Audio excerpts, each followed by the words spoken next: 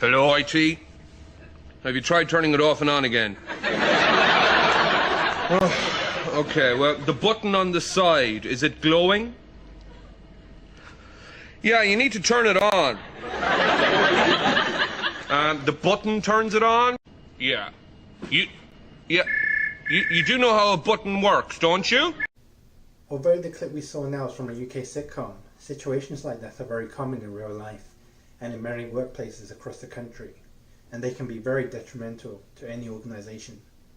I'm Edmund, Organisation Communication Consultant, and I have a proposal for your company that will help you with the issues that they're facing at the moment. Here, I'll be talking about the essential techniques that your tech support staff will need to carry out their role effectively. So let's begin with a very familiar tale in many workplaces around the globe, how IT staff have a stigma attached to them, with people saying that they do not care about others, that they are rude, arrogant, uncaring, not helpful.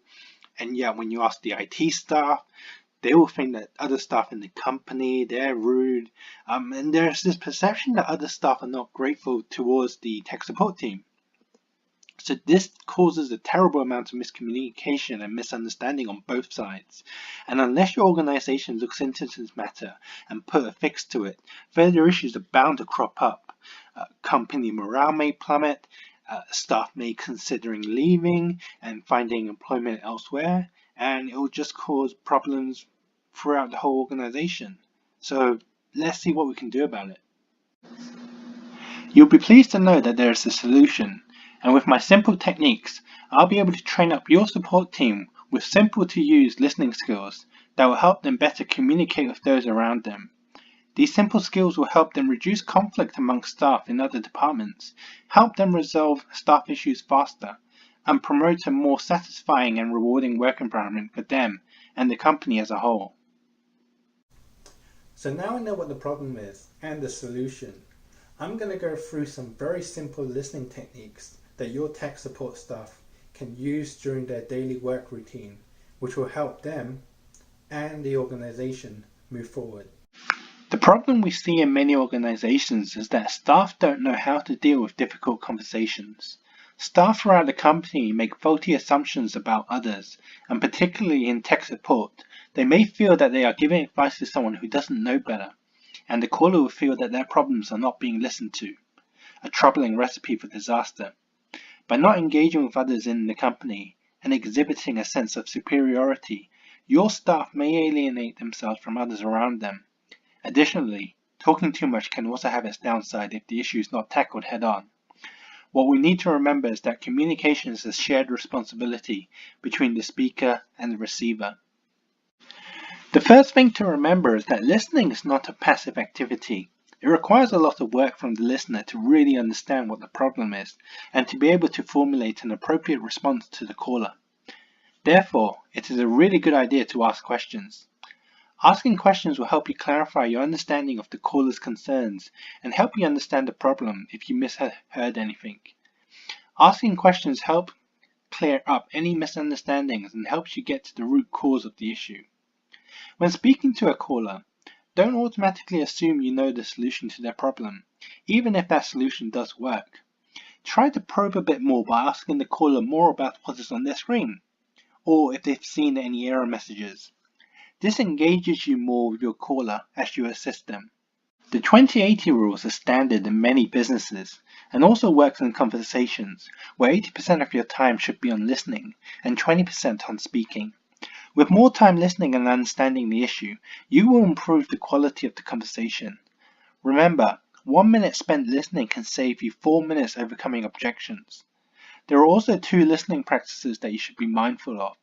Coincidentally, one is called mindful listening, where you take a moment to give careful and thoughtful attention to your response to the caller. The other skill to practice is analytical listening, where your full attention should first be on the entire message that you are receiving, and only when the message has been fully received do you provide your response to the case. Remember, talking too much as well is also a bad thing, as you can dilute the conversation with unnecessary information. Instead, listen attentively, really understand the issue, take a moment to think about the appropriate solution, and summarize it in a way that any caller will appreciate. to resolve the problem. It is easy to become frustrated at what you perceive to be a simple matter that a caller finds difficult. Being patient with the caller will go a long way in any conversation. Remember, the caller is reaching out for assistance because you have more knowledge on the issue they are facing. Getting annoyed or upset will just cause the other party to feel the same way, leading the conversation in a different direction and ceasing the initial conversation. So remember, just take a step back, listen attentively at the problem, then assist the caller with the issue. It can be easy to argue back with a caller, but this just causes everything to descend into chaos. So instead, acknowledge the issue at hand, be empathetic towards the caller, and then once they are ready, go over the solution with them. You will certainly find that they become much more appreciative when things are resolved. Although the other person is on the phone, this doesn't mean that your body language or appearance doesn't matter. People can visualize how well you are helping them from your voice, so always remember to smile when on a call, and make sure you avoid things such as slouching or mumbling your words. Just be really clear. Imagine this caller is in front of you and you're really genuinely reaching out to guide them in their issue. When your body language is negative, this will portray in your voice. So remember to project some enthusiasm in your voice, and your caller will open up more.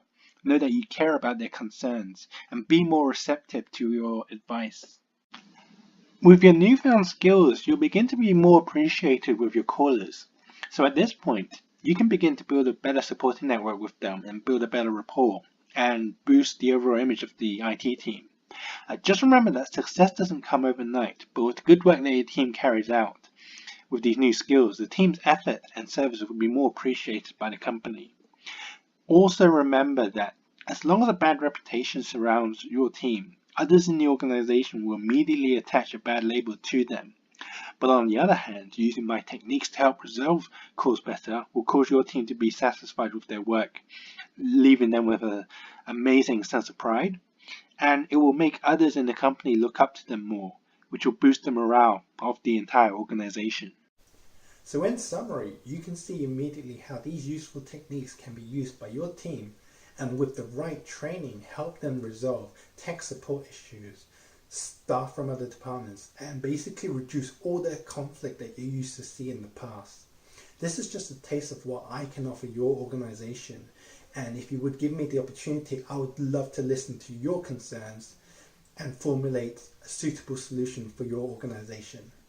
I'm Edmund Chan, Organizational Communication Consultant, and my contact details can be found at the end of this video. Thanks for watching.